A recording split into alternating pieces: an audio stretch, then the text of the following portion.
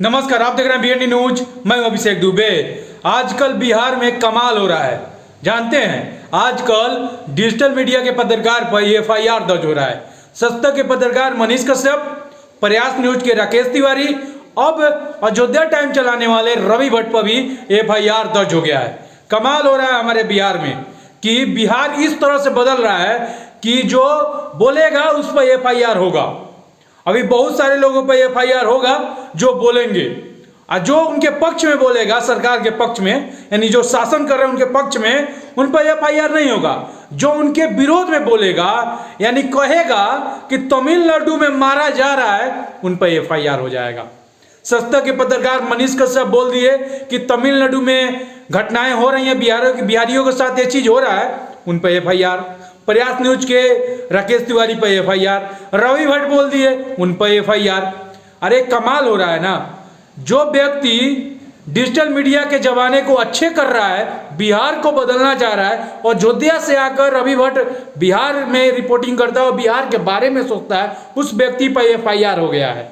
और सवाल सबसे बड़ा है कि हमारे बिहार के शासन इतना बड़ा कदम ले रही है, और प्रशासन के साथ बिहार के उप मुख्यमंत्री साहब संभाल रहे हैं सारे चीज़, और ठिकरा फूट रहा है बिहार के मुख्यमंत्री नीतीश कुमार पे। यानी कहा जा रहा है कि बिहार के नीतीश कुमार, उनके पास गृह विभाग है तो वो एफआईआर करवा रहे हैं। लेकिन सुनने में आया है कि बिहार के उप मुख्यमंत्री तेजस्वी यादव जी एफआईआर करवा रहे हैं सारे पत्रकारों पर, जो डिजिटल के पत्रकार हैं सभी पर। तो सवाल ये है कि जो गया नहीं उस पर भी एफआईआर, जो गया उस पर भी एफआईआर।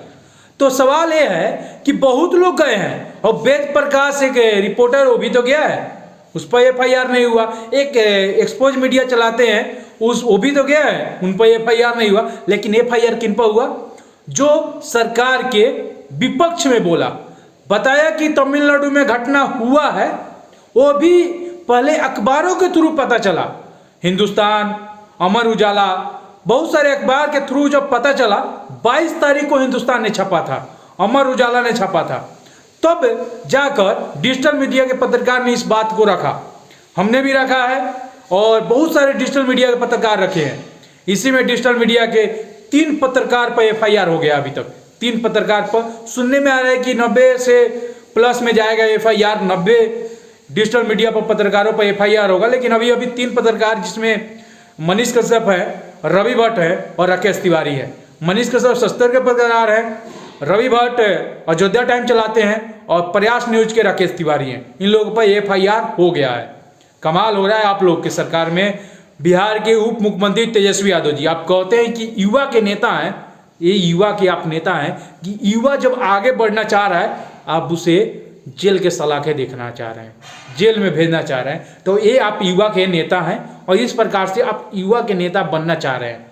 तो सवाल है कि जो सोच रहे हैं मुख्यमंत्री बनना, शायद मेरे हिसाब से नहीं बनिएगा।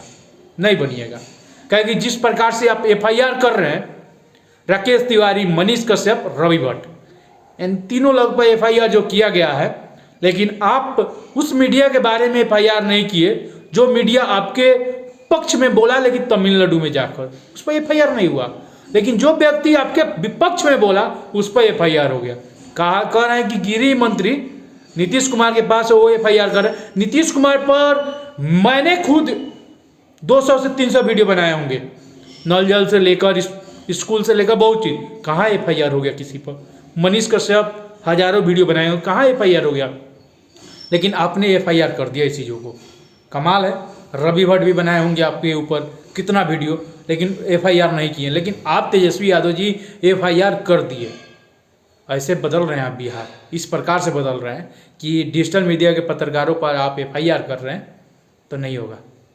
आप लोगों को भी आगे आना होगा। एक समय आएगा कि आप लोग पर भी एफआईआर होगा। जो डिजिटल मीडिया वाले पत्रकार जो चुप हैं, आप लोग पर इस पर आवाज़ उठाना होगा। नहीं तो एक समय आएगा कि आप पर भी एफआईआर होगा और कोई नहीं होगा खड़ा। तो आइए बोलिए साथ में, तभी कुछ हो सकता है, तभी बदल सकता है, और तभी शासन इनका तेवर नीचे हो सकता है। सोचिएगा, गौर कीजिएगा। बात अच्छी लगे तो जरूर आवाज़ दीजिएगा इस पर। जय हिंद।